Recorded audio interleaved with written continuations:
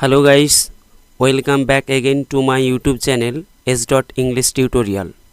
Guys, আজকের আমি আলোচনা করব ক্লাস 11 এর ফার্স্ট সেমিস্টারে থাকা একটি গল্পের এমসিকিউ, যেটা অলরেডি আমি ক্লাস ইউটিউবে ছেড়েছি। তো যতটুকু পড়িয়েছি তার মধ্যে এমসিকিউ আমি যেভাবে আলোচনা করব বলেছিলাম ঠিক সেভাবেই আলোচনাটা করেছি। অর্থাৎ যতটুকু করে পড়ানো হবে ঠিক ততটুকুর মধ্যে যে ইম্পর্ট্যান্ট এমসিকিউগুলো ফার্স্ট সেমিস্টারে আসতে পারে সেই সম্ভাব্য এমসিকিউগুলো আমি আলোচনা করব। তো চলো শুরু করা যাক।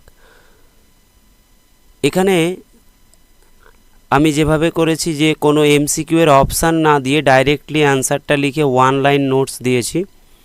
তো এটাতে অনেকটা সময়ও কম যাবে এবং সহজে মুখস্থ হবে। দেখো ফার্স্টে লেখা আছে an astrologer's day is written by, এক সাধুর দিন। এই গল্পটি লেখা হয়েছে কার দ্বারায়? By R K Narayan, whose full name was Rasipuram Krishnaswami Narayan. The story an astrologer's day has been taken from, an astrologer's day গল্পটি নেওয়া হয়েছে কোথা থেকে? মালগুডি ডেজ, মালগুডি ডেজ নামে একটি গ্রন্থ থেকে নেওয়া হয়েছে। এবং যদি এইখানে প্রশ্নও আসে যে which is the source of the story an astrologer's day, astrologer's day গল্পের উৎস কী, তখন হবে কিন্তু Malgudi days. How many stories are there in Malgudi days, এই মালগুডি ডেজ যে কাব্যগ্রন্থটা এখানে কতগুলো গল্প আছে? দেয়ার আর 32 স্টোরিজ, মোট 32টি গল্প আছে। এবং an astrologer's day is the first story of the series, এই যে 32টা গল্পের মধ্যে অ্যান অ্যাস্ট্রোলজার্স ডে এটি প্রথম গল্প। The protagonist of the story is an astrologer, এই গল্পের কেন্দ্রীয় চরিত্র একজন সাধু। How many characters are there in the story, কতগুলো চরিত্র আছে এই গল্পে an astrologer's day? There are 3 characters, এখানে যে মেজর ক্যারেক্টারগুলো বা প্রধান চরিত্র মোট 3টি আছে।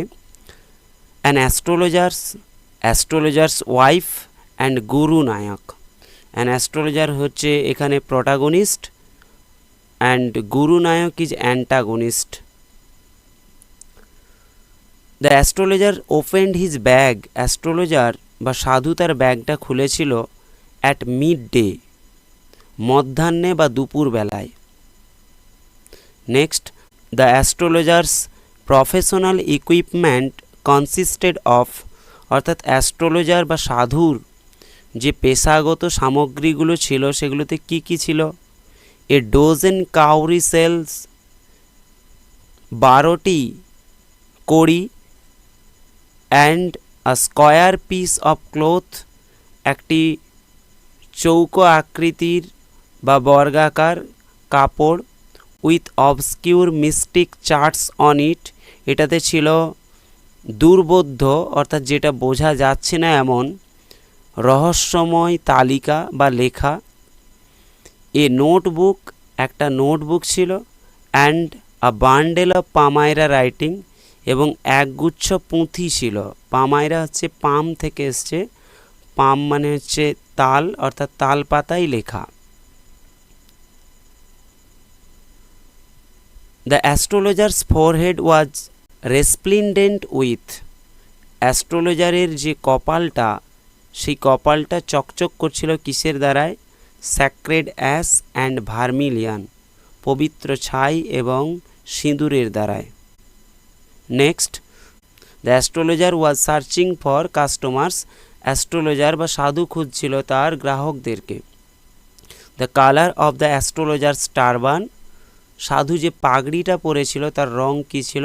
স্যাফরন, অর্থাৎ গেরুয়া কালার। দ্য বিজ আর অ্যাট্রাক্টেড টু, মৌমাছিগুলো কিসের প্রতি আকর্ষিত হয় এই গল্পে যেটা বলা হয়েছে? Cosmos or dahlia stocks, cosmos অথবা ডালিয়া ফুলে বা ডালিয়ার যে বৃন্তগুলো ফুলের মোটাগুলো থাকে সেগুলোর প্রতি।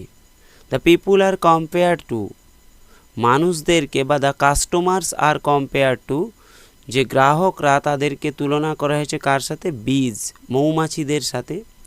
The astrologer is compare to, সাধুকে কার সাথে তুলনা করা হয়েছে, cosmos or dahlia stalks, cosmos অথবা ডালিয়া ফুলের সাথে।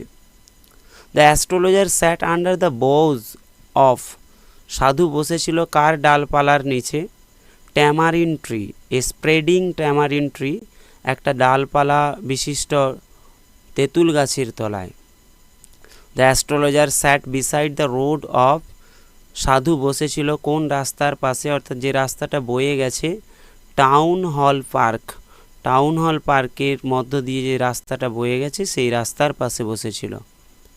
The vendor named his ground nuts, যে নাট ভেন্ডার ছিল, যে বাদাম বিক্রেতা, সে তার বাদামের নাম বিভিন্ন দিনে বিভিন্ন রকম দিত। সেই নামগুলো কি কি ছিল, প্রথম দিনে নাম দিয়েছিল বম্বে আইসক্রিম, এবং দ্বিতীয় দিনে দিয়েছিল, সেকেন্ড ডেতে, দিল্লি অ্যামন্ড, অর্থাৎ দিল্লির বাদাম, Raja's delicacy on the third day, তৃতীয় দিনে নাম দিয়েছিল rajbhog.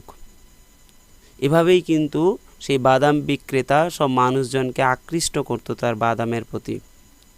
The place was lit up by, জায়গাটা আলোকিত হতো কিসের দ্বারাই, শপ লাইটস, মানে দোকানের আলোগুলোর দ্বারায়।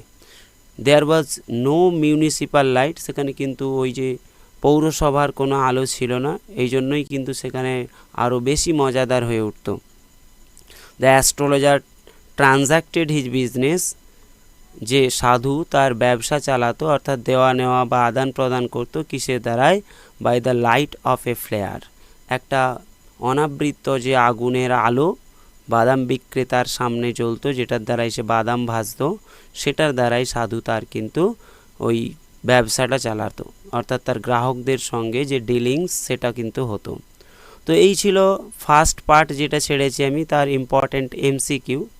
আশা করছি তোমাদের প্রত্যেকেরই এটা অনেকটাই হেল্পফুল হবে, এবং যদি তোমাদের সত্যিই হেল্পফুল হয়ে থাকে, যদি সত্যি সাহায্য হয়ে থাকে, তাহলে ভিডিওটিকে লাইক করে বন্ধুদের মধ্যে শেয়ার করে দেবে এবং চ্যানেলটিকে সাবস্ক্রাইব করে রাখবে, যাতে করে সবার প্রথমে তোমার কাছে ভিডিওগুলো পৌঁছে যায়।